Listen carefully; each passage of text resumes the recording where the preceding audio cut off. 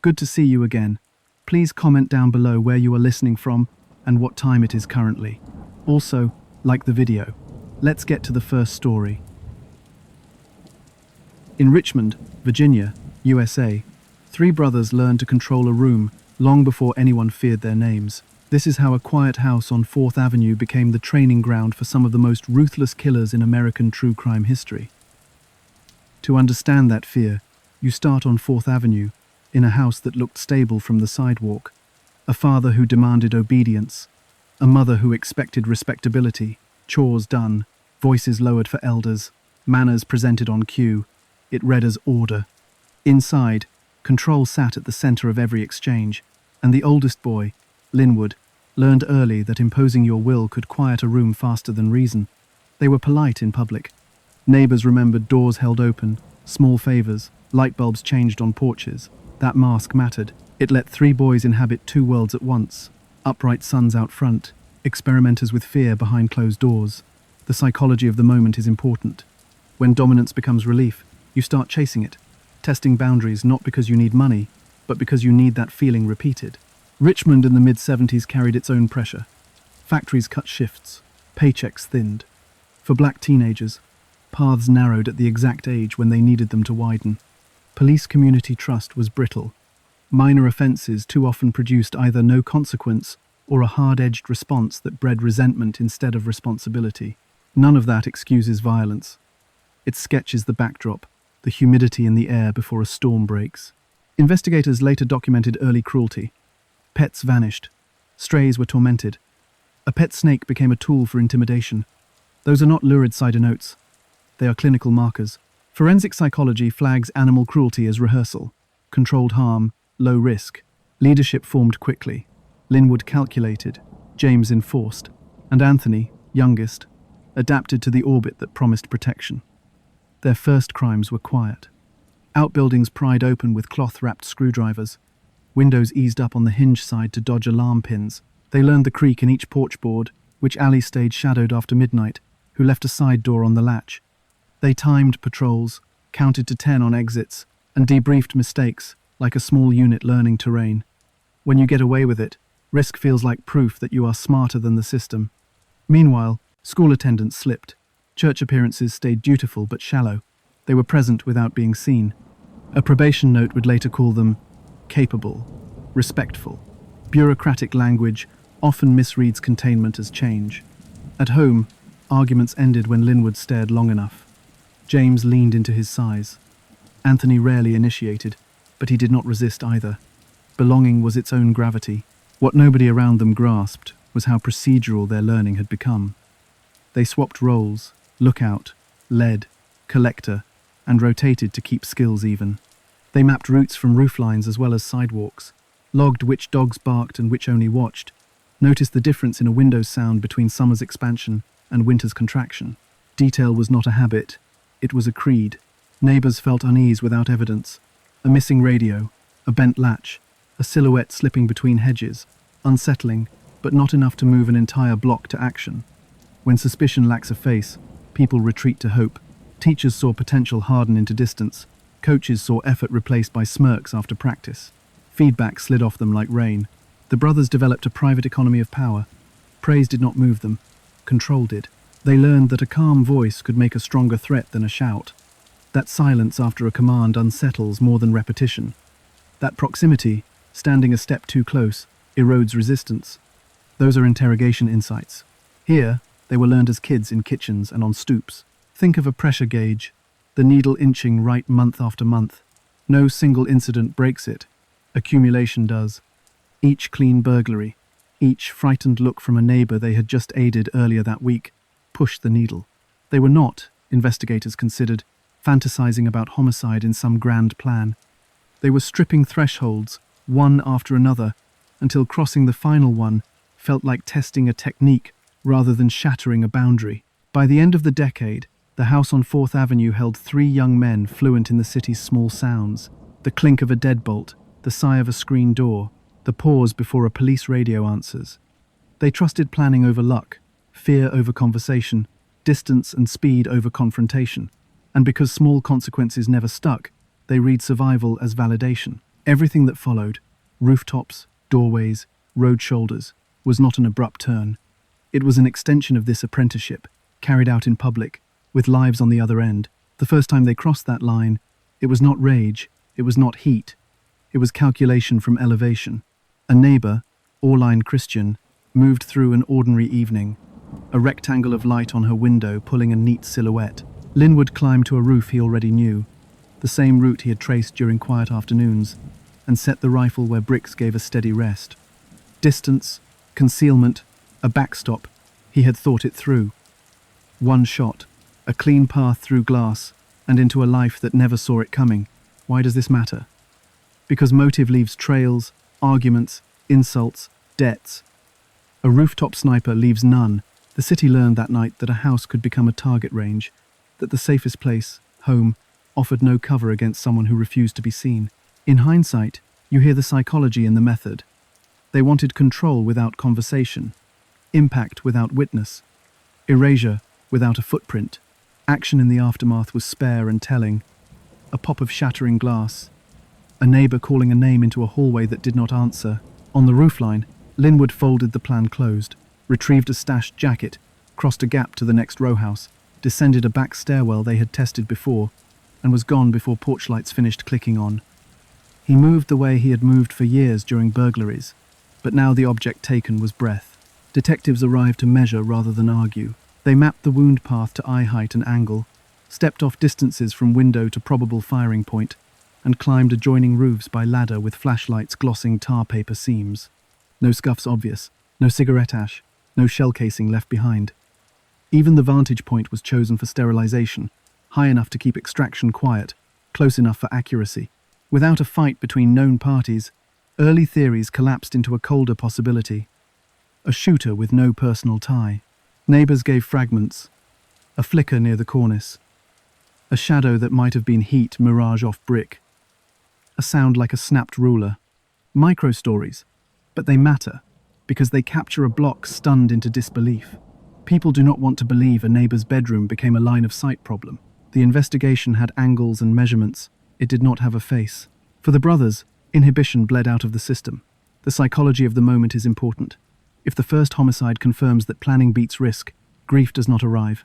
Certainty does. Linwood's quiet leadership gained weight. James watched the neighborhood's confusion and read it as advantage. Anthony absorbed the lesson that belonging meant staying in rhythm. They did not gloat, they adjusted. Patrol car patterns were sketched. Response times were estimated. Which alleys offered darkness without loose gravel underfoot were logged. What stands out now is how the murder taught them about time. They counted how long panic lasted before a street relaxed. They practiced crossing open space during siren echoes to blend movement with noise. They learned to treat rooftops as corridors, not perches. A city is a circuit if you know its seams. Impact spread beyond a single address. Parents started saying, "Do not stand in front of windows." Curtains closed earlier. Radios dropped to a hush. People turned off lamps that used to stay on to say, "This home is awake." Fear altered posture. Meanwhile, detectives did what procedure requires. Sent glass to labs, canvassed with clipboards, compared ballistic notes to open shootings without matches. They had a trajectory and a theory, not a suspect. Then came the internal talk, the brothers staging the next steps like a field exercise. Distance worked. What about proximity? If control at range felt clean, would control inside rooms feel absolute? They had learned to exit undetected. Now they wondered how long they could stay. That is a pivot you do not hear, but you feel it in later scenes, bindings, gags, the ritual of moving people into positions. The rooftop shot was not an outlier, it was a proof of concept. For one block, the trauma calcified into a ritual of aftercare, food brought to relatives, whispers about selling, about moving, about leaving windows dark forever. For police, the case became a pinned file with a thin list of leads, waiting for a future weapon match that might never come. For the brothers, the calculus was brutal and simple. If the first kill did not expose them, distance was safe, and safety was a green light. They stepped off that roof with a new rule in their heads. There would be no warning at doorways, no arguments to record, no personal feud to trace, just planning, angles, and speed. The street had been their classroom for years. Now, it was their theatre. Distance taught them invisibility. Proximity taught them certainty. Inside a home, they could choreograph fear, minute by minute, until nobody in the room believed they owned their body anymore. They did not kick doors. They used pretext, an authoritative knock, a voice that sounded like a neighbor, or the blunt edge of a shoulder timed with a deadbolt turning. Once inside, order fell into place like a drill. The psychology of the moment is important. A living room becomes a command post when one person controls sound. They started by silencing. Gags first, not after. The moment a voice drops, pleas cannot build momentum, and no one can negotiate. Hands next, wrists behind backs with cords pulled just enough to sting, not yet to cut. They separated people by sight line. Husband angled away, a child tucked behind furniture, someone placed near a hallway to keep them hoping for rescue that would not come. Positions did the talking. Face down means compliance. A knee on the shoulder enforces it. They used the house against its owners. Lamps became spotlights, blinds became barriers, carpets muffled movement. They moved like technicians, scanning shelves for cordage, testing knots for give, tugging twice at each loop. They did not rush. They narrated in short commands, calm and flat, because monotone undercuts defiance. James handled bodies, weight, leverage, a grip on the back of the neck that communicated finality. Linwood watched the perimeter, angles to the front door, the time since the last passing car. Anthony collected small electronics, jewelry, wallets, weapons first if any were present, ammunition removed on site. Humiliation was not incidental. It was engineered to collapse identity. They mocked framed photos, commented on clothes, rifled through drawers to read private notes aloud. Sexual violence was not chaos. It was policy, used to disintegrate dignity and ensure the room stayed frozen. Each act told everyone else in the home what the cost of resistance looked like. When a person breaks, the rest of the room becomes easier to manage. At the Harvey Wilkerson apartment, the ritual reached its most explicit form. They waited until visitors were present, because multiple hostages multiply control. Once the threshold gave, they compressed the space fast. Men on the floor, hands cinched, women separated, a child monitored with a single threat that did not need to be repeated. They moved drawn curtains tighter, damped the television, checked the balcony sightline. The search was purposeful: cash, rings, firearms, anything that could turn the room. What stands out in hindsight is the sequencing. Bind first, separate, inventory, then escalate. When fear peaks, they reasserted calm, as if the quiet itself proved dominion. Investigators later read the scene in ligature marks and fiber transfers. Cord impressions matched common electrical leads. Gag cloth carried synthetic fibers shed from a jacket used in another crime. A partial print, smudged by sweat, meant gloves were not always perfect, but these were not neat forensic canvases. Humidity swells fabric. Delayed discovery alters blood patterning and scent. Neighbors who finally knocked, worried about stillness, inadvertently disturbed trace. Each day lost was a page torn out of the record. Micro-stories from those blocks told the other half. A neighbor said music, then silence, then the television hissing on an empty channel. Someone remembered a mismatched pair of shoes in the hall, a detail that later aligned with a hurried exit. A child asked why police tape looked like a ribbon. Ordinary people groping for a frame that would not hold. Their rules traveled. In another home, the approach pivoted to a sick relative as a pretext. A cracked door invited a foot, then a shoulder, then a weapon lowered just beneath window height. They spoke the way professionals speak when they own a process. No raised tone. No improvisational cruelty beyond what the ritual required. They stayed long enough to suffocate hope, then left with an exit plan that treated the block like a chessboard. 2 turns to the dark street, 1 to the alley, a pause in shadow to listen for approaching engines. You hear the city in the aftermath. Hardware stores saw runs on longer screws for strike plates, on double-cylinder deadbolts that require keys inside, on motion lights that carve porches into harsh geometry. Parents switched sleeping patterns, 1 awake, 1 down. Teenagers who loved wandering learned to love the couch. People began cataloguing their own rooms. What can be used to bind us? What can be used to hurt us? Where could we run if this door opens the wrong way? Police built structure around fragmentation. Separate squads, robbery, homicide, sexual assault, started trading details every morning. A knot style here resembled a knot style there. A cut cord length kept recurring, 12 to 16 inches, ends ragged. A car spotted near one invasion matched a vague description near a second. Nothing singular, everything cumulative. The puzzle grew teeth when a stolen ring surfaced in a pawn slip 2 neighborhoods over. The broker, pressed, offered a first name tied to an associate already on a list. Their flexibility complicated patterning. Some nights, a knife at the kidney, others, a pistol at the ribs. Sometimes they left living witnesses, betting terror would paralyze memory.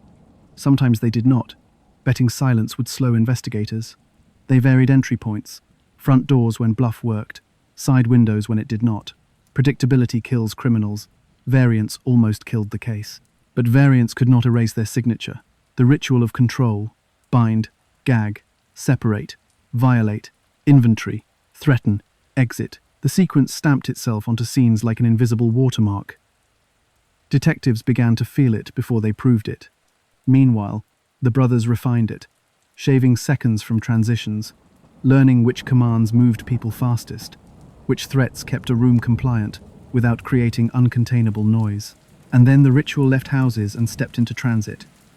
Because once you have mastered control in a room, you start seeing cars, sidewalks, and doorways as rooms without walls.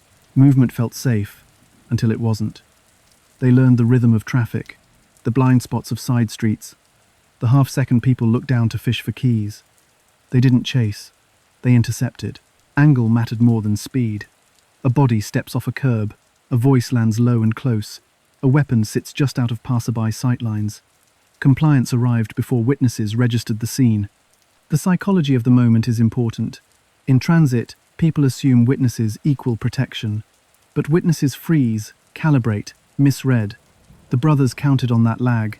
They selected cover noise, idling buses, refrigeration units behind storefronts, the pressure hiss from brake lines, to swallow commands and muffle a single, fast blow. A gas station near closing offered a study in their timing. The clerk flicked lights, keyed the door, and turned toward the till. James entered on the edge of that routine, right hand down, voice barely above a whisper. "Open it." Linwood stayed outside, shoulder to the corner of the window, watching reflections, not faces. The drawer slid, bills scooped. The clerk kept his eyes low, thinking surrender had purchased survival. It hadn't. Out back, against the dumpster, a single shot erased the witness. No cash added, no operational gain beyond control reaffirmed. On a different evening, a driver paused at a red light, wrist draped over the top of the wheel, a watch catching the glow. At his window, a figure said, "Don't look at me, hand me the watch." He hesitated, confusion more than defiance. Glass cracked inward, the pistol close enough to fog the barrel. One round, then the crosswalk filled again as the shooter pivoted under the wash of headlights, shadow among shadows. A teenager at a payphone cupped his ear against the rumble of trucks on Broad Street. Unknown to him, the call had drawn a straight line through his body to the target behind him, the coin return.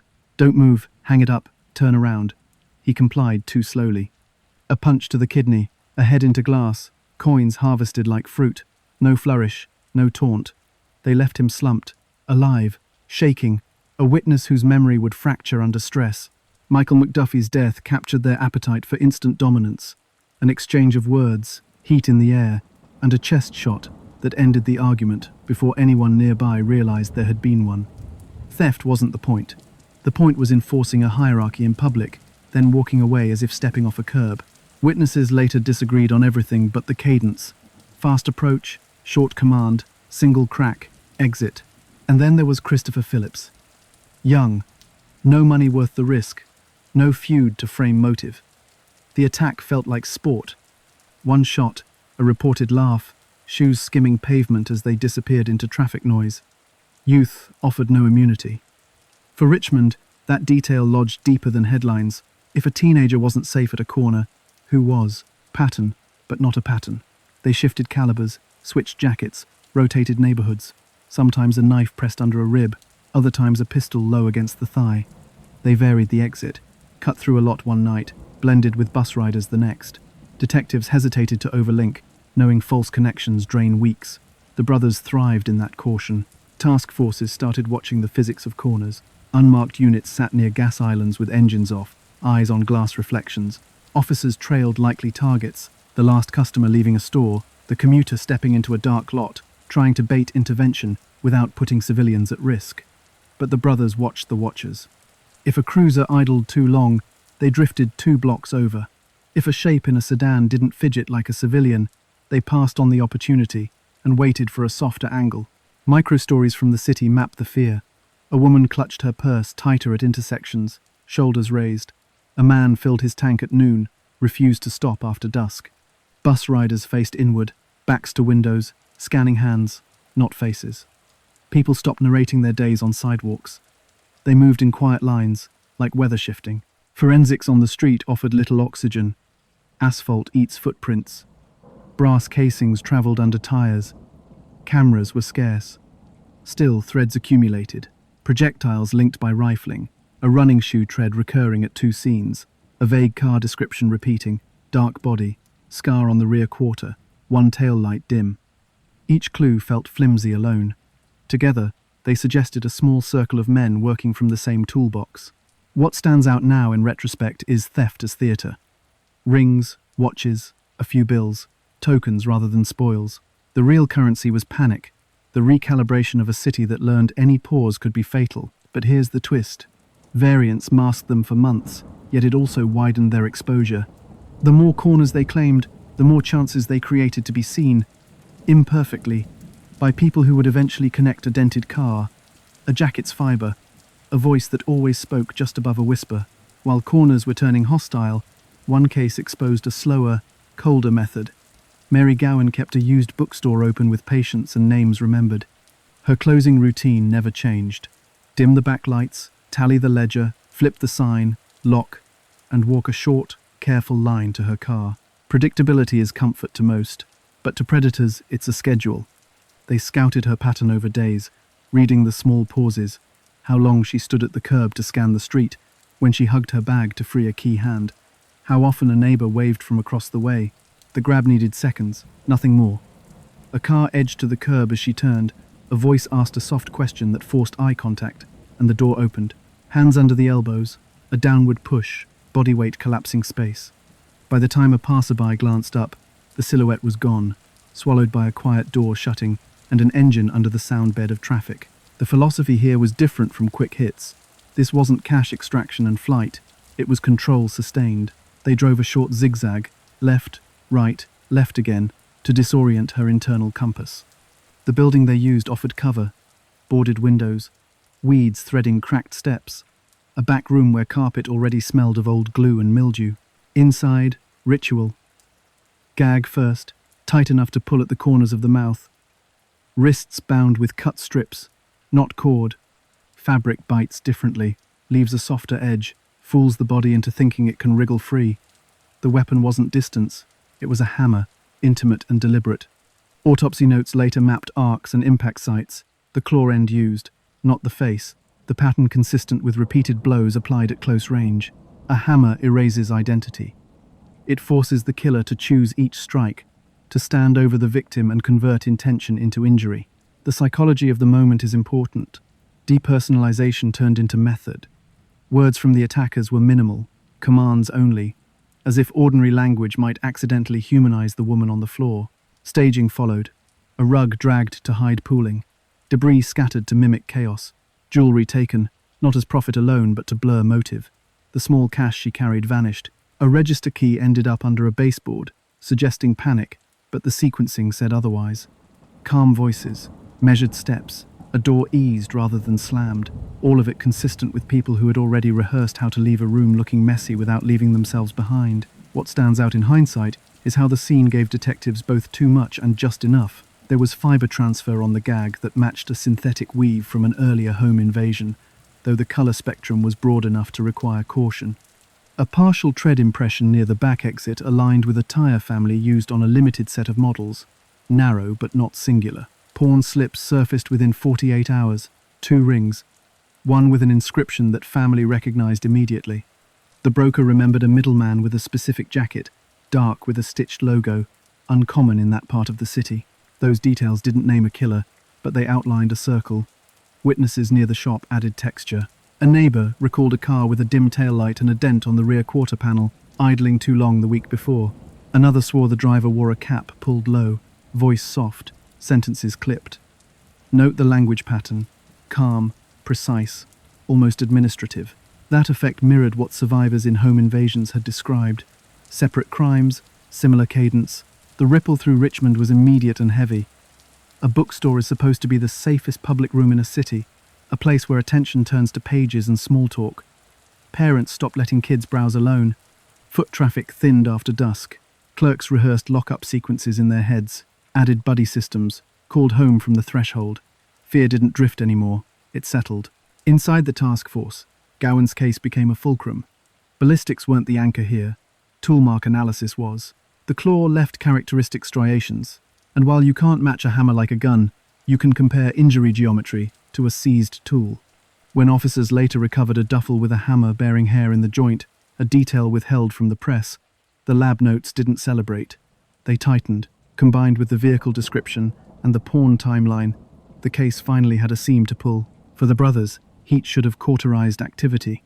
Instead, it accelerated small moves and frayed loyalties. They swapped sleeping spots, switched drivers, rotated which jacket carried fibers. But pressure breeds error. A borrowed car skipped a stop. A name on a pawn ticket overlapped with an associate they never should have trusted. Gowan's murder didn't just horrify. It aligned threads, and for the first time, the fog began to thin. Heat narrowed options and made small mistakes loud. An unmarked had been drifting the corridors tied to the bookstore. Murder, dark car, rear quarter dent, dim tail light.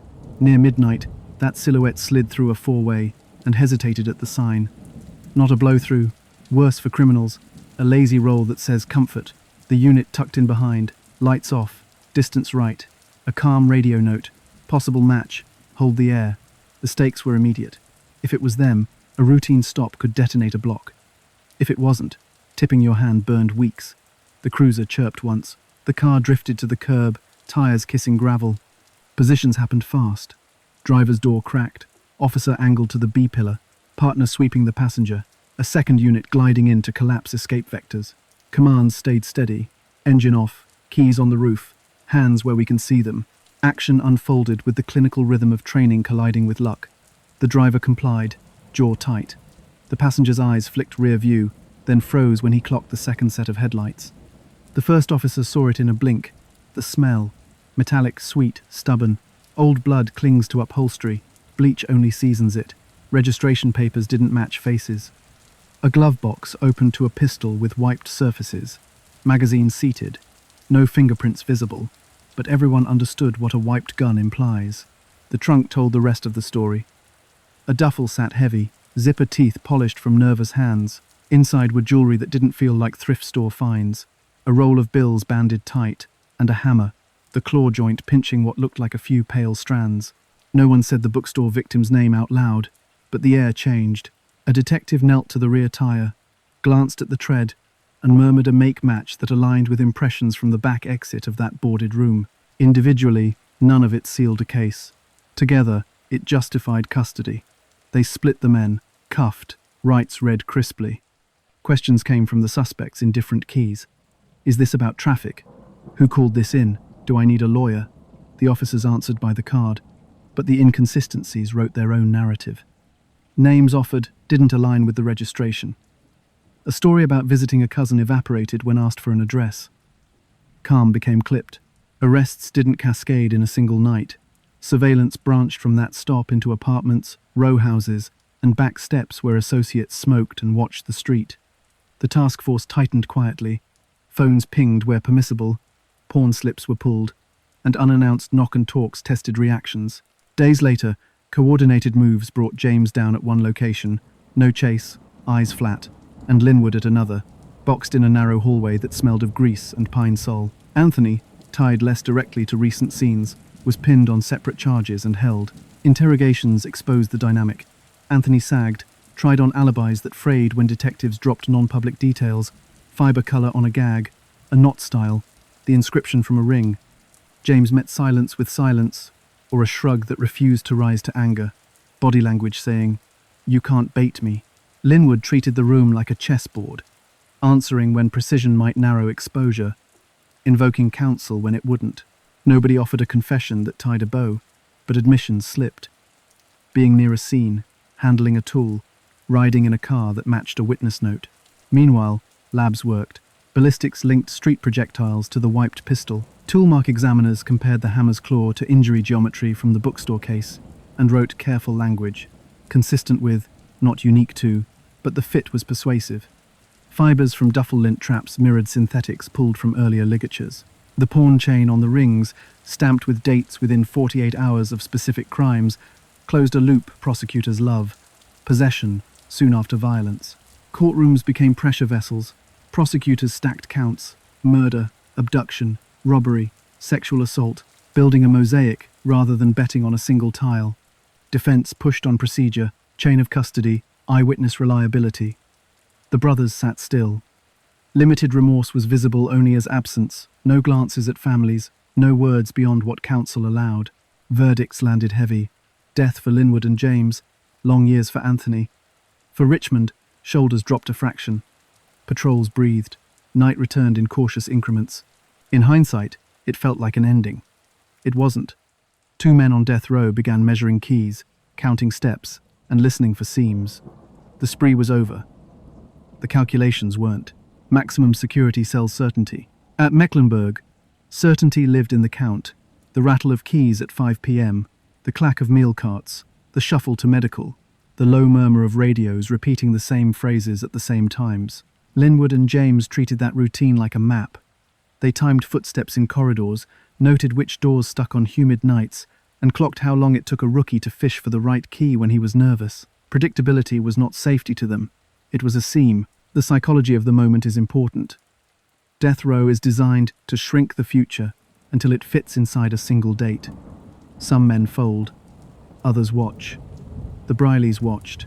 Contraband moved the way it always moves, slowly, in fragments. A scrap of metal shaved down becomes a pick. Plastic from packaging becomes a fake casing.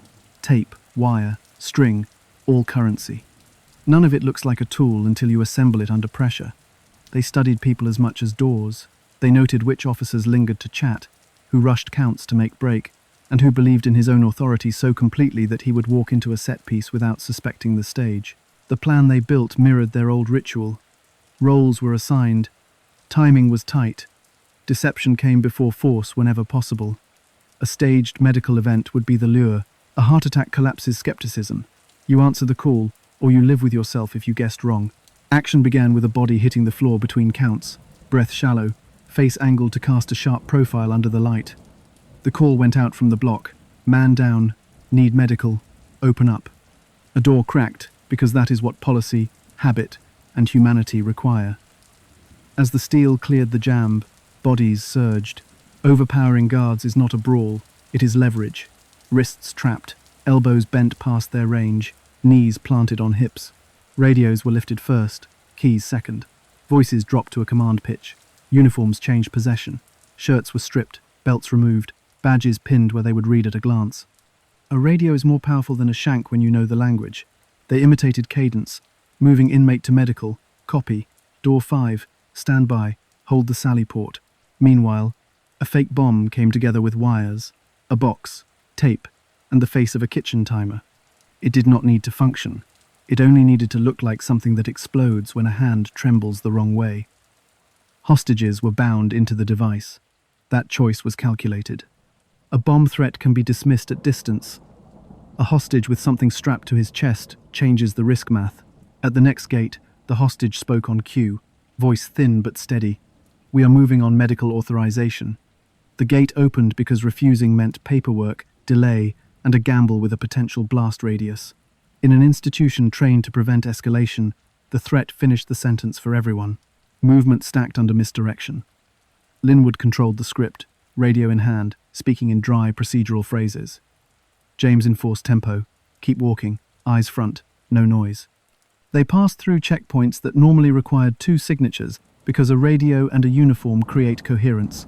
And coherence is what staff expect. Predictability, again, disguised as strength, made each door easier.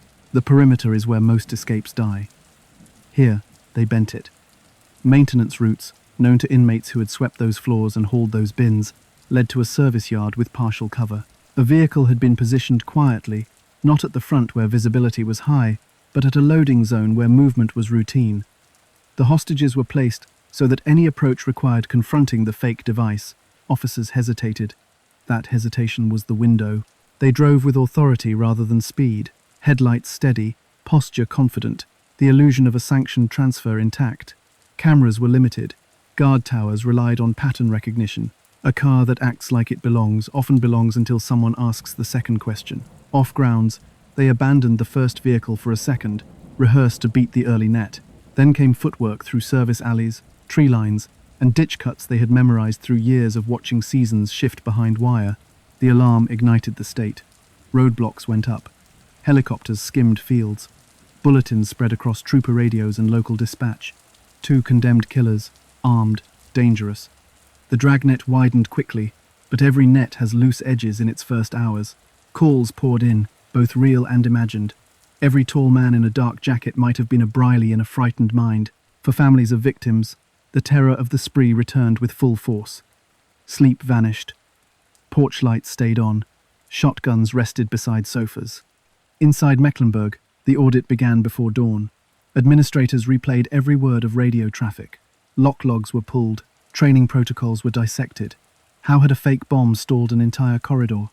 The answer was the one institutions hate: habit. Doors opened because doors always opened when someone used the right tone with the right badge. The escape looked like unity, but it was a transaction. Outside, alliances frayed, needs diverged. Should they go to relatives for shelter or avoid them to protect the network? Should they rob for cash or lie low and starve? Pride collided with fear. Every hour free required a decision, and each decision left scent for the dogs behind them. The psychology of the moment is important. When a plan ends, paranoia begins. That is when pressure forces mistakes, rolling a stop sign, trusting the wrong couch, letting a middleman pawn the wrong ring. The manhunt adapted. U.S. Marshals overlaid federal reach on local memory. They mapped family ties, past addresses, old habits. Pressure, not just raids, was the tactic. Knock and talks to test reactions, surveillance on anyone who flinched too hard at the name Mecklenburg. The brothers had beaten concrete and steel, but now they faced noise. A city listening for footsteps, a state tuned to their frequency. Freedom bought hours, not safety. Money was thin, tempers thinner. The alliance that looked solid behind the wall cracked in row houses and borrowed rooms with curtains pinned shut. The psychology of the moment is important. When a plan ends at the fence, every choice becomes triage. Food, transport, sleep. Each one exposes you. They drifted north, under family cover, then farther, into places where a cousin's friend could offer a mattress and a burner phone. Radios stayed low, tuned to updates that named them without naming corners. They changed shirts, shaved, swapped jackets. One borrowed car rolled a light. A patrol jotted the plate. The net tightened. Cash needs forced movement. A corner store late at night lost a drawer of small bills and gained a camera frame. A ring passed through a nervous middleman reached investigators who recognized the name tied to it. Pressure rose. Knock and talks multiplied across addresses drawn from old arrest reports. Investigators watched faces that stalled too long. Doors were observed at dawn. Philadelphia offered anonymity and shadows. In one walk-up, a runner returned with bread, cigarettes, and a rumor. Marshals were in town. Another hideout smelled of bleach and fear. Arguments sharpened. Hit another store or hide. Call family or starve. Pride wrestled survival. Linwood was found first, tipped by someone in a building where his face did not belong. Officers moved in quiet steps through a stairwell. He showed his hands, voice level, calm enough to unsettle. He was cuffed without struggle. James fell days later. A borrowed jacket traced to a basement unit with blacked-out windows. A phone line clipped. A perimeter set. Commands spoken through the door. He paced, searched for an exit that did not exist, then surrendered, with calculation in his eyes. Back in Virginia, the manhunt exhaled. Procedures tightened. Death row resealed.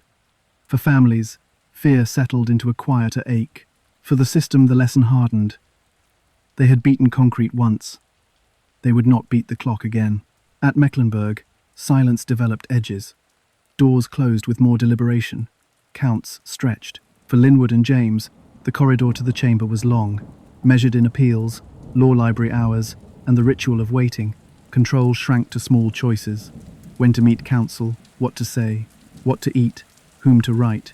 Routine was the last territory they could command. The psychology of the moment is important. Death row compresses time and then stretches it. Days feel empty, then crowded by a single date that shifts with a judge's order. Attorneys filed motions in waves: ineffective assistance, proportionality, evidentiary challenges, chain of custody, method of execution. Some earned hearings, most earned denials. Each denial brought hope back to its smaller shape. In glass partition rooms, dynamics held. Linwood spoke in short, measured sentences. James sat still, unreadable. Neither apologized on record. Neither sought to reclaim narrative. They controlled posture, tone, and schedule. Outside, Richmond argued with itself. Families of the dead relived the pain. Some pushed for execution as acknowledgement, not revenge. Others felt only exhaustion. Clergy questioned the morality of state killing. Law and order voices cited deterrence and finality. The city felt every opinion personally. On the Row, time became procedural. A stay could arrive by afternoon, shift the date, and jolt every nervous system tied to it. A stay could disappear just as quickly. Guards used clipped language. The men listened for small noises that signaled unusual movement. When the final nights came, procedure overtook personality. The last meal was an assertion of control. Clothing changed, property logged, witnesses separated. The walk was measured. In the chamber, identity confirmed. Restraints applied. Last statements offered. Linwood spoke little. James kept his jaw set and eyes forward. The moment was clinical. Signals exchanged. A process completed. Some witnesses cried. Some stared. Others felt only quiet. The state recorded the time and issued a brief notice. Outside the fence, cameras gathered reactions from both sides, each marked by certainty the other could not share. Anthony's path diverged. He remained imprisoned, aging inside a system that marks notorious names in invisible ink. Parole boards reviewed files and listened to victims' families. They cited seriousness of offense, risk, and insufficient remorse. Denials continued. His existence became a periodic reopening of old questions. Institutional lessons hardened. Mecklenburg rewrote movement protocols, dual key systems, radio authentication with code words, redesigned medical responses that balanced urgency with security. Agencies built routine information sharing rather than siloed investigations. Administrators focused on redundancy, verification, and human factor failures. Culturally, the city kept the trauma alive through habits. Neighbors passed down rules, windows stayed covered, clerks tapped panic buttons by muscle memory. Everyone had a story of the manhunt. The spree became history but remained close enough to touch. In hindsight, what stands out is the exchange between control and chance. The brothers planned carefully, but a rolled stop exposed them. They engineered an escape, but hunger and pride fractured it.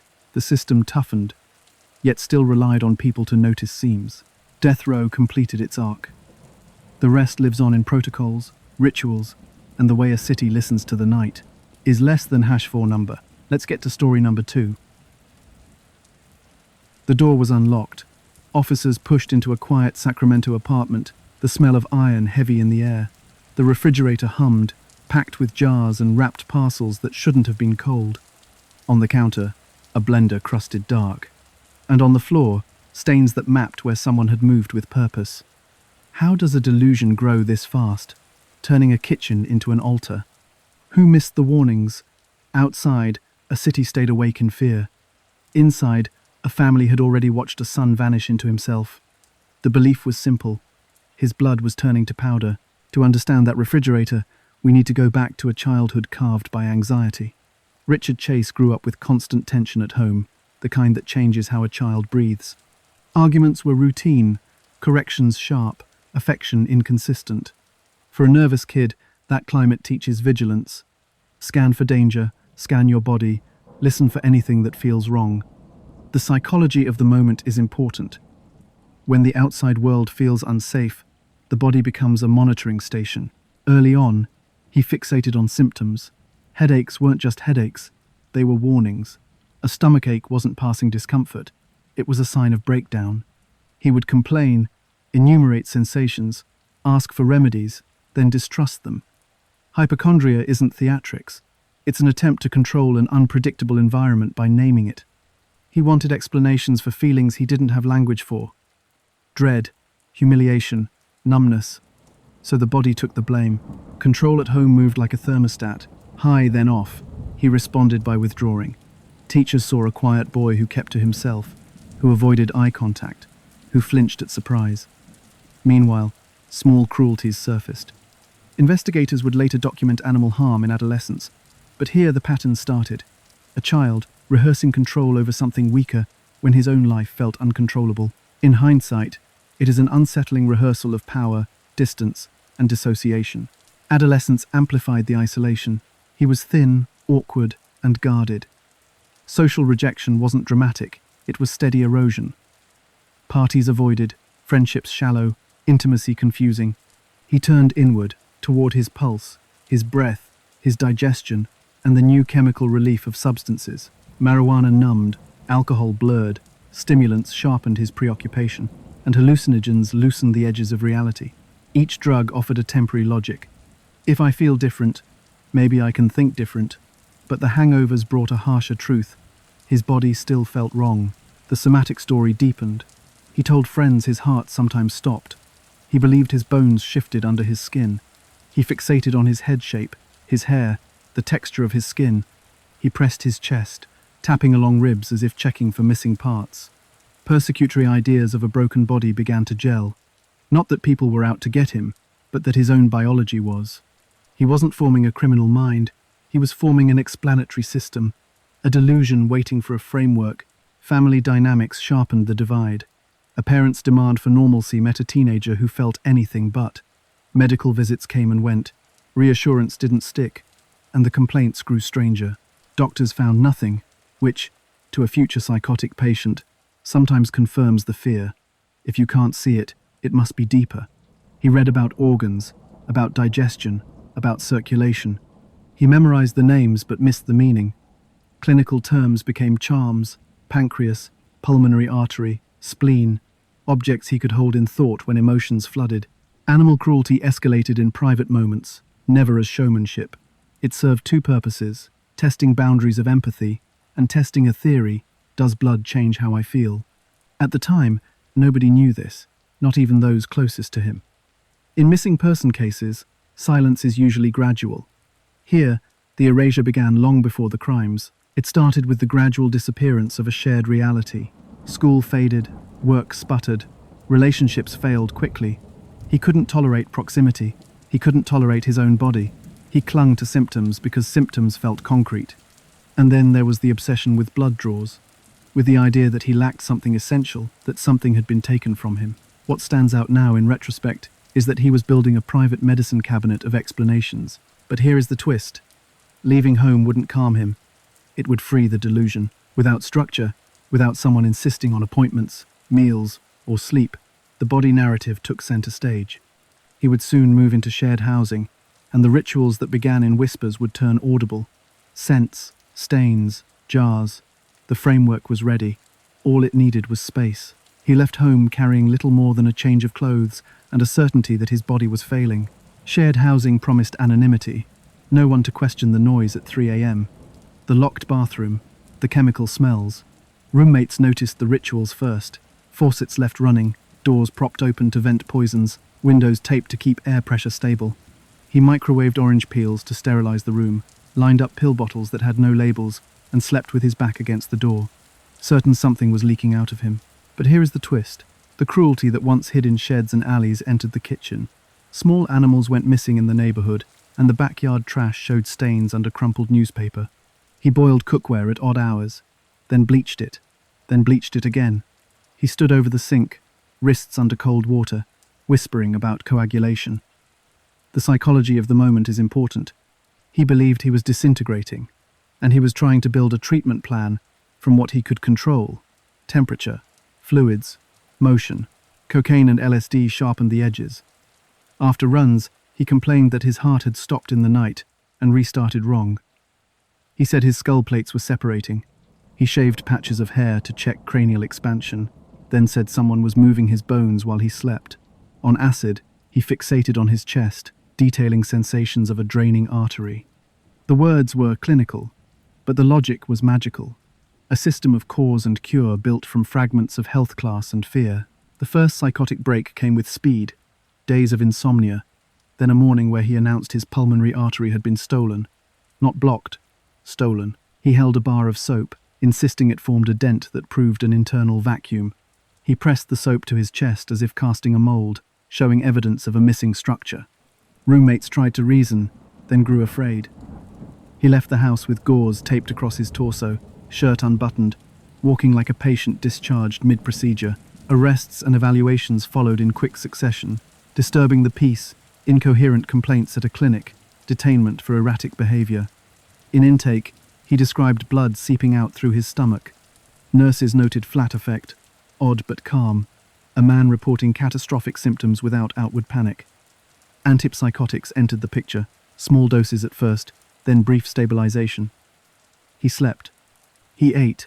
The certainty of decay dimmed. And yet, for all this, the delusion never dissolved. It compressed, waiting for daylight.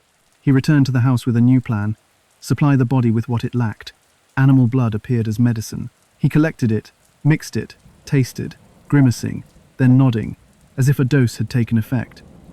He injected small amounts, a dangerous practice he framed as transfusion. The mechanics were crude: repurposed needles, unsterile containers, a blender reeking of iron. What happened next remains shrouded in mystery, because no one saw the exact moment belief crossed into method.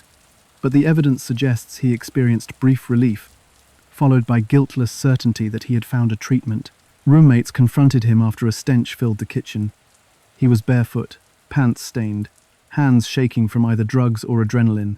He explained, clinically, that his organs were misaligned, that only fresh blood corrected the bubble in his veins. They gave him a deadline to leave, then called family. The call was clinical too. He needs help. He is hurting animals. Something is wrong. Family urged doctors. Doctors urged compliance. Medication steadied the surface, and the cycle reset.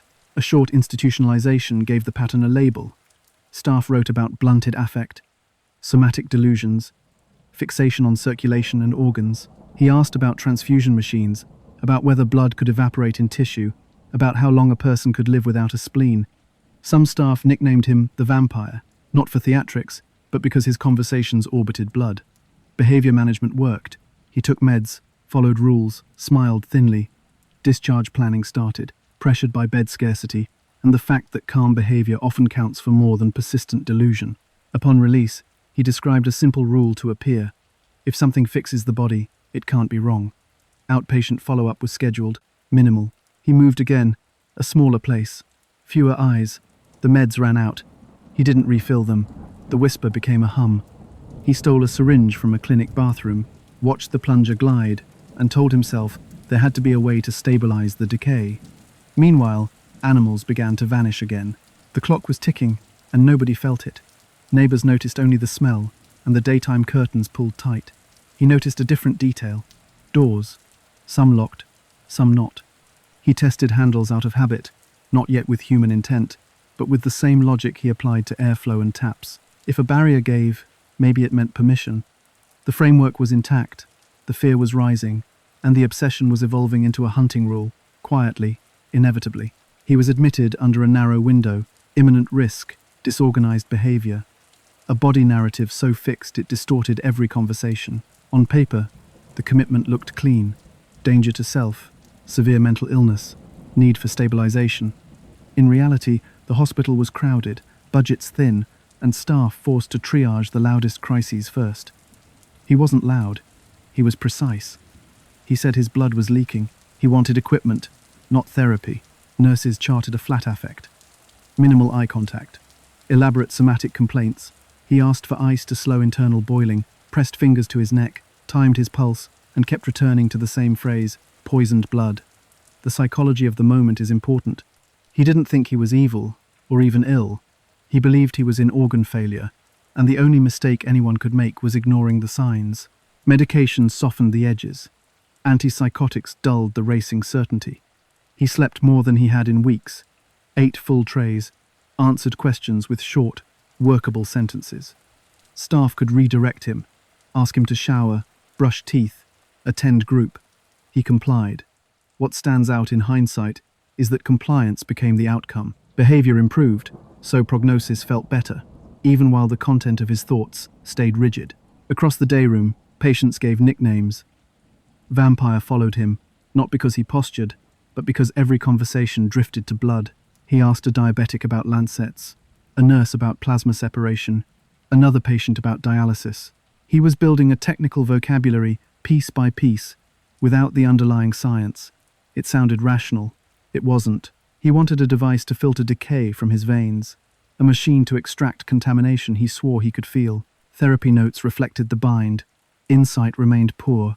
He rejected the word delusion. He accepted medication because it helped him sleep, not because it treated psychosis. He denied intent to harm people, framed animals as experiments, then went quiet when pressed. Staff faced the familiar limit. When a patient follows rules, the criteria for holding them shrink. Dangerousness is measured by outward threat, not the inward architecture of a fixed belief. Family meetings added pressure.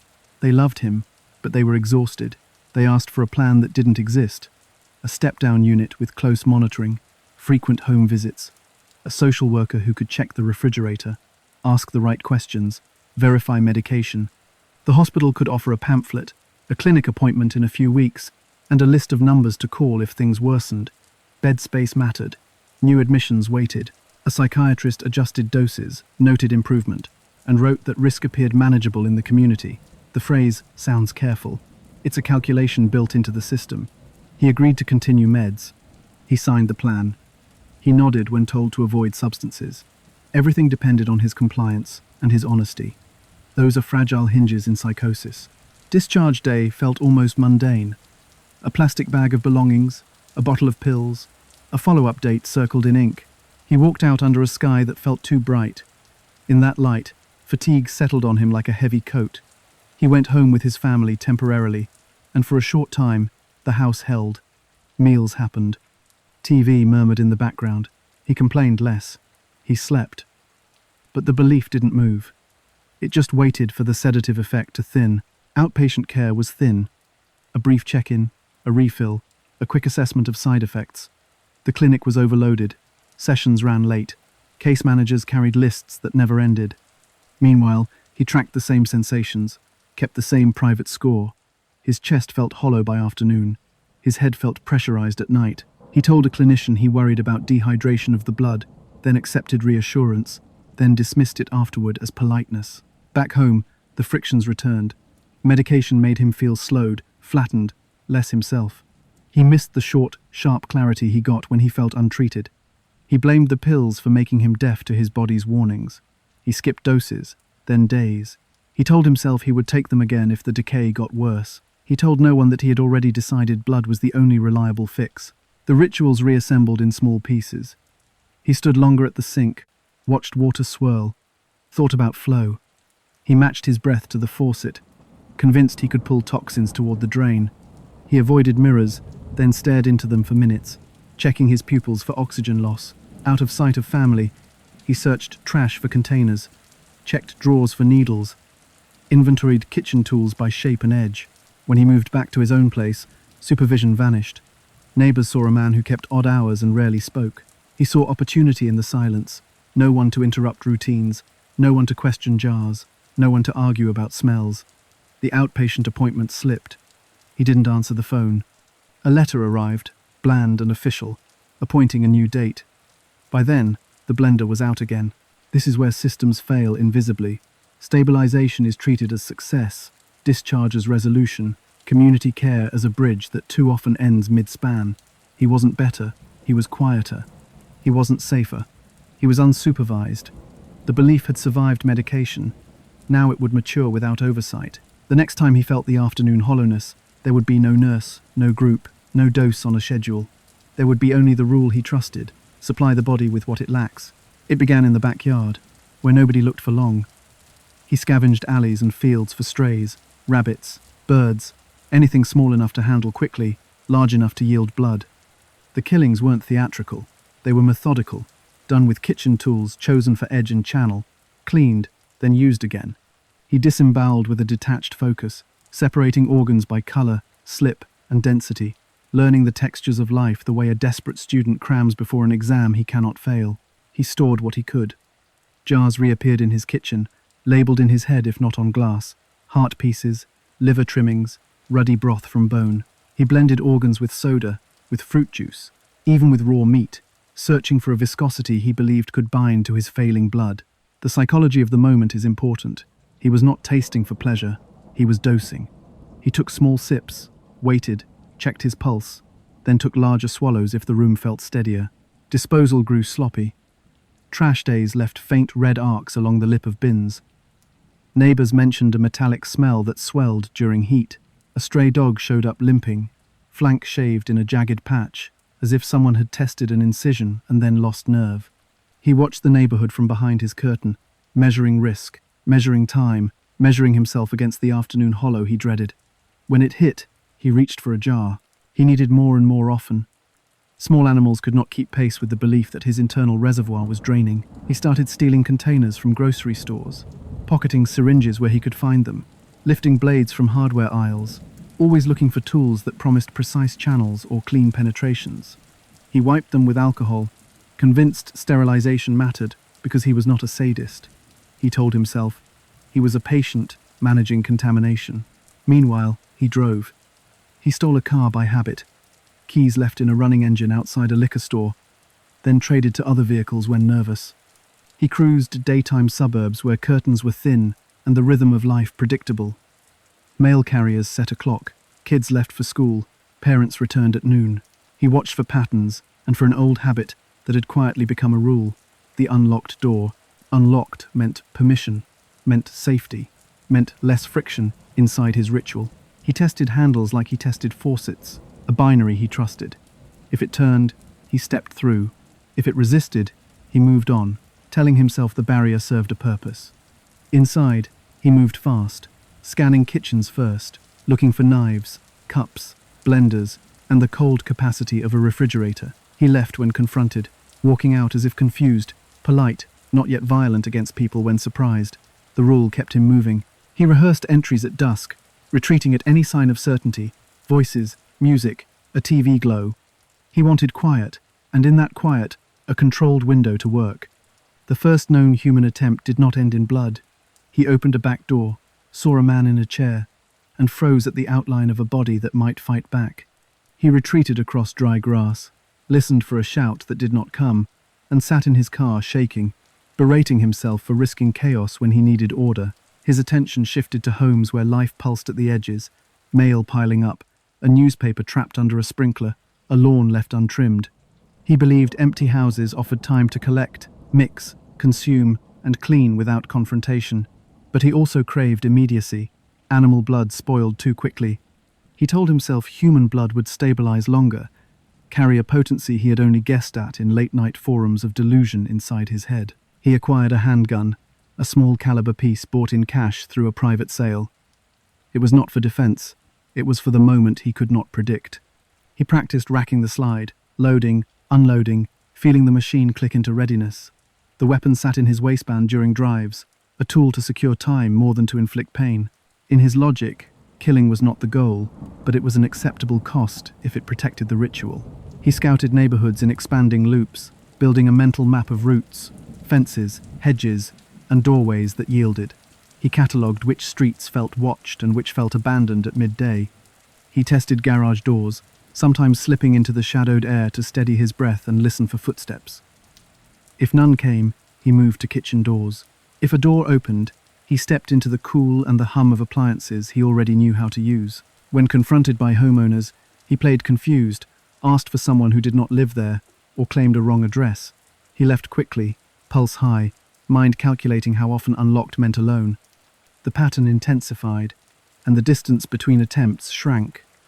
He told himself the body would fail if he did not keep dosing. The afternoons felt longer, his chest tighter, the hollow expanding by minutes each day. And then the rule calcified. If a door was unlocked, he was meant to enter. If he was meant to enter, he was meant to take what he needed. This decision would haunt neighborhoods because it removed the last filter: hesitation.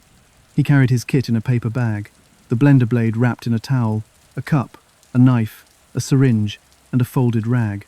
A traveling altar, assembled from a kitchen drawer.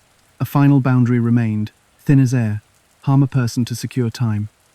He stood in a driveway one morning, sun already high, listening to the house breathe. The knob turned, the door gave.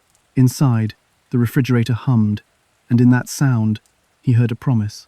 The barrier between practice and violence was about to break, not because he wanted to kill, but because he believed he had no other way to live. The first gunshot came from close range, a flat crack in a quiet street. He had circled, waited, and stepped into a space the unlocked rule allowed. The victim was near the car, keys in hand, ordinary motion interrupted by a man whose face held no anger, only calculation. He raised the handgun, fired once to the head, and the body fell in a way that told him time had opened. This was the moment everything changed, because time was all he needed to complete the ritual. Stakes were immediate and human. A family's routine shattered, a life ended without warning, and across town, a mother set a table for someone who would not return. For him, the consequence was different. The certainty that violence could secure minutes. He dragged the body enough to shield himself from view, scanned for watchers, then focused on the parts of the scene that mattered to his delusion. Blood flow, pooling, and heat. He touched, smeared, sniffed, as if confirming a diagnosis only he could name. Action accelerated. He pilfered what he needed. A stained cloth, a container from the victim's car, anything that could hold fluid. He crouched, collected, and drank. He did not linger for jewelry or cash. The ritual governed him, and in that logic, the crime scene looked disorganized, random items disturbed, drawers ignored, nothing of conventional value taken. But the pattern already showed in the details: rapid approach, close-range shot, immediate post-mortem focus on blood. Impact rippled. Within hours, police noted a small caliber round, a single fatal wound, and chaotic footprints that suggested haste without flight. Witnesses described a thin man moving with purpose, not panic, leaving in a car that did not match the victim's. The city felt the first tremor, an ambush with no clear motive. Meanwhile, at his apartment, a jar found a new place on the refrigerator shelf, next to others in a growing line. What nobody knew at the time was that he had rehearsed this sequence dozens of times in empty rooms. Now, with a human victim, the ritual deepened. The next scene happened inside a home, daylight edging the blinds, a kitchen humming, the same close-range shooting. He entered, found the occupant, and fired quickly, twice, then moved straight to the kitchen. He pulled cups from cabinets with familiarity, set a knife on the counter, and worked without hesitation. He harvested, mixed, and consumed, smearing a dark line along his wrist like a patient marking a vein. Stakes intensified for everyone else. A house that should have felt safe became a site of desecration. A neighbor noticed a door ajar, called in a worry that turned into a nightmare. Officers mapped footwear impressions with powder, worn tread with an uneven heel, the same shape repeating through rooms. They photographed a blender with residue, a sink with diluted traces that still smelled like iron, and a counter lined with utensils selected for point and channel. Action built a profile. Ballistics tied the scenes. Same caliber, same close entry wounds, same lack of ransacking. Peri-mortem and immediate post-mortem activity centered on blood. In one case, a container was missing. In another, a cup left with a ring at the rim. Investigators considered a disorganized offender for the chaotic entry and exit, therefore, an opportunist with no plan. But here is the twist. The ritual itself was organized. The selection of tools, the focus on fluids, the consistent movement toward the kitchen. Impact spread into routine life. People locked doors they had left open for decades. Hardware stores sold out of deadbolts. Talk radio filled with callers describing men at their back doors, testing handles. The phrase "unlocked door" shifted from convenience to risk. Patrols increased, yet he seemed to move between them, choosing windows of quiet that had always existed in suburban afternoons. Meanwhile, something else was happening inside his head. Each successful ritual acted like a confirmation test. Dose, relief, repeat. He interpreted the temporary calm that follows any adrenaline spike as proof that the blood worked. He filed the aftermath, the slowed heart, the heavy limbs, the flattening of noise, as data. The psychology of the moment is important. Confirmation bias in a psychotic system becomes cement, hardening every time the world does not immediately contradict it. Investigators, building a psychological picture, focused on the medical theming. Scenes showed a preoccupation with anatomy, torso exposed, wounds that suggested probing more than theft, and fluids collected rather than spilled and left. The offender did not take trophies in the traditional sense. He took what he considered medicine. That distinction reframed motive. This was not lust-driven violence in the typical pattern. It was somatic, ritualized, and deeply bound to delusion. What stands out now in retrospect is the duality: disorganized approach, organized ritual. He entered through opportunity, left through panic, but within that frame, he executed the same steps with eerie consistency. Secure the scene, approach the body, harvest, consume, clean just enough to move. Tool marks on bone and soft tissue aligned with kitchen instruments recovered later. Trace transfer, fibers from his clothing, particulate from his apartment, would eventually wire the scenes together. The spree accelerated. He felt afternoon hollowness earlier each day, sought doses more often, and the intervals between crimes collapsed.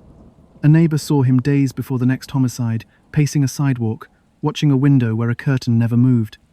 He held his paper bag close, fingers worrying the fold, eyes on the door. When it opened on its own, a breeze catching the latch, he took it as a sign.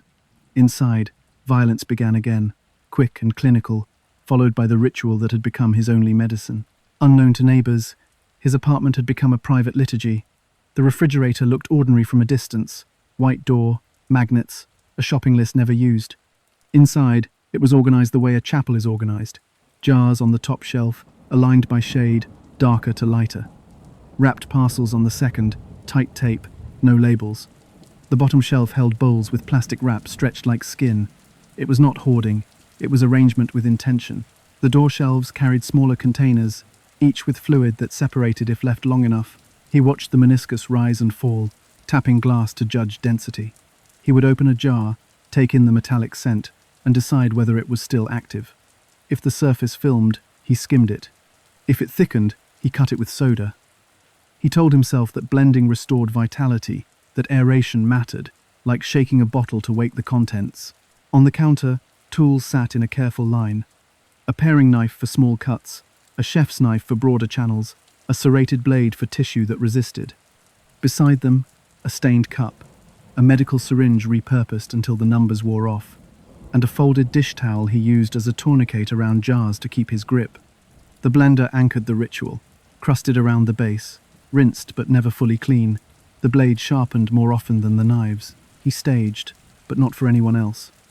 A chair angled toward the refrigerator, as if he needed a steady vantage point. A notebook lay open on the table, filled with numbers that were not dates or money, pulse counts, minutes between sips, estimates of volume consumed. He tracked like a lab tech without training, reducing the chaos of his belief to columns and simple sums. The psychology of the moment is important. Measurement gave him a feeling of control when nothing inside him felt stable. Boldness followed ritual. Daylight entries replaced night. He selected houses where sounds carried poorly, where yards opened into alleys, where fences could be crossed without drawing eyes. He moved quickly from violence to collection, then rushed back home to fold the new dose into his system. Each return tightened the bond between crime and apartment. Kill, harvest, retreat to the altar, blend, drink, lie still, listen for the heartbeat he feared would stop. Investigators would later read the apartment like a case file. The refrigerator preserved chronology in strata, older material tucked to the back, fresher acquisitions up front. Tool marks on containers matched serrations found at scenes. Trace transfer ran both ways. He carried fibers from his apartment into homes. He carried dust and hair back to his kitchen, leaving a blend of environments that, in hindsight, mapped his movement better than any witness could. The escalation included acts that looked sexual in their staging, but the through line remained somatic. He fixated on torso and abdominal regions, on orifices that, to him, promised internal access. Penetrative injuries followed a ritual logic of entry and extraction. It is crucial to say this plainly. The mutilation was sexualized by anatomy, but driven by delusion. Investigators considered necrophilic patterns, therefore misdirection was possible, but blood and organ focus kept pulling the profile toward a medically themed compulsion. A micro-story illustrates the pattern. One afternoon, he returned with his paper bag, hands shaking from either adrenaline or withdrawal. He lined up tools, opened a fresh jar, and took a measured sip. Then he sat, eyes on the refrigerator door, counting under his breath. 30 minutes later, he stood, calmer, wrote a number, and circled it twice. For him, that was proof. For everyone else, it was the silence between crimes, the lull that let him plan the next entry. Forensic details continued to link scenes. A unique tool mark, a shallow, triangular gouge from a missharpened knife, appeared on bone at 2 locations and matched a nick found on his chef's knife.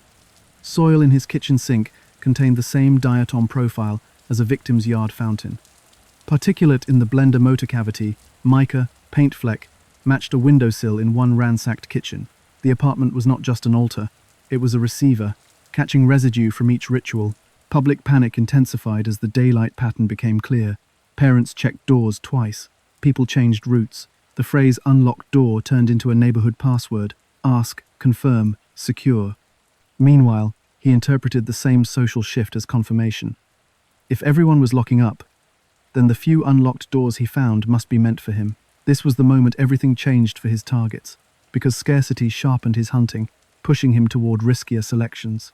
He began entering while people were home, banking on surprise, on speed, on the shock that buys seconds. Child victims appeared because adults meant resistance, children meant less. The cruelty is hard to hold, but the internal logic stayed the same. Secure bodily access, harvest, flee, return to the apartment to complete the act. He avoided souvenirs that meant memory. He kept only what meant medicine. What stands out now in retrospect is how the apartment compressed his world. Everything he feared and everything he believed he needed existed within a few feet. The cold of the refrigerator, the blade, the blender, the notebook. Outside, a city hardened itself. Inside, he refined the ritual with each cycle, shaving steps, quickening movement, reducing the time between dose and stillness. The altar gave him stability. It gave investigators a roadmap. It set the stage for the confrontation that would end the spree. While panic spread, patrol patterns shifted from routine to saturation. Command set up overlapping grids around the geographic cluster, quiet Sacramento streets where the same footprints appeared, where the same kitchen hum turned into evidence. Officers knocked on doors with a new question. Who has been testing your locks? Tips started to pile up, most vague, a few precise. One stood out. A gun store clerk remembered a thin man with a flat stare asking about ammunition, asking whether small calibers clot faster. According to witnesses, he moved with an unusual blend of purpose and vacancy. A mail carrier reported a man lingering at porches, glancing at door frames rather than windows, fingers brushing handles as if reading Braille. A teenager on a bike saw him shoulder past a gate, retreat instantly when a dog barked, and stare at his own hands as if they had betrayed him. The descriptions converged. Gaunt, sallow, unsteady, hair unkempt, a stained jacket despite clear weather. Detectives brought witnesses into a controlled room with clean lighting and neutral walls. The composite artist worked quietly, building the face from repeated fragments, hollow cheeks, narrow jaw, eyes that did not quite meet yours. Micro-adjustments mattered. One witness insisted on a particular downturn of the mouth, another on the width of nostrils flaring in shallow breath. The sketch emerged with unsettling fidelity, not monstrous, just depleted. When the composite went out, calls spiked. Ballistics confirmed what the neighborhoods already felt. The same caliber threaded the scenes, the same entrance wounds, the same powder tattooing that suggested close range. It bound the crimes into a series. Therefore, every tip now belonged to one puzzle. Investigators overlaid maps of the footwear impressions with daytime timelines, marking where delivery routes intersected with sighting reports. The cluster tightened around a few square miles, an orbit of quiet cul-de-sacs and mid-century homes. Meanwhile, something useful came from a sideways angle. A neighbor remembered the license plate fragment from a car that did not belong on their street. Another counted a missing hubcap and a dented rear panel. Patrol logged the fragments, ran them through a database, and narrowed to a handful of vehicles. A name surfaced linked to one, a prior psychiatric contact, a young man who had been detained after bizarre complaints about organ failure. The name was Richard Chase. Detectives pulled thin files from multiple places, psychiatric intake notes, minor arrests, a welfare check from months earlier where he had been found disoriented, insisting his blood was drying out. The notes did not prove violence, they proved fixation. Combined with the composite, the geography, and the ballistics, they created a picture that looked less like coincidence and more like inevitability. Still, legal thresholds mattered. A name and a sketch were not probable cause. The door-to-door canvass intensified around his last known address. Neighbors described smells, late-night blenders, stained clothing, and the unsettling rhythm of someone who only moved in short, purposeful bursts. One tenant pointed to a garbage bin with a ring of dried fluid under the lid. Another said he had come by asking for empty bottles. Officers noted each detail, knowing they were building a case that would live or die on how carefully they stacked facts. Search warrant hesitations collided with exigent fears. Prosecutors wanted stronger linkage, an eyewitness inside a scene, a traceable item from a victim in his possession. But patrol supervisors argued time. The intervals between attacks were shrinking, the daylight windows widening. If they waited for perfect paperwork, another house might become a site of ritual. The debate ran hot in a cramped conference room, while the city listened for sirens that did not come. Then, a small breakthrough. The gun store clerk called back, certain the man he had served matched the composite, and he had written down a partial name signed on a repair ticket. R. Chase. The receipt listed ammunition consistent with the ballistics. That bridged the gap between witness and weapon. Concurrently, a patrol unit spotted the dented car matching the neighbor's description parked near an apartment linked to his name. Officers watched from a distance, logging comings and goings, waiting for a legal green light. He stepped out once, thin, carrying a paper bag, with the cautious grip of someone guarding glass. He moved like he always had, precise and detached. The warrant arrived, barely enough, but enough.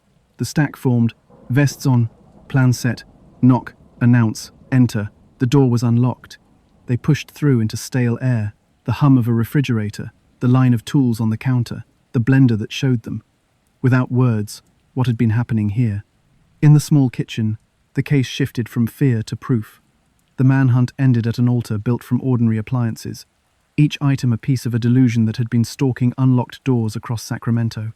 They found him outside first, thin jacket, stained cuffs, a paper bag clutched like a talisman. The grab was clean, 2 officers pinning arms, one taking the handgun from his waistband, a small caliber that matched the series. He did not struggle. He stared past them, lips moving silently as if counting. In the cruiser, he asked one question. Did they have a transfusion unit at the station? At booking, technicians photographed his hands. The nails were rimmed dark. Swabs picked up trace that fluoresced. His shoes matched the uneven heel impression from multiple scenes.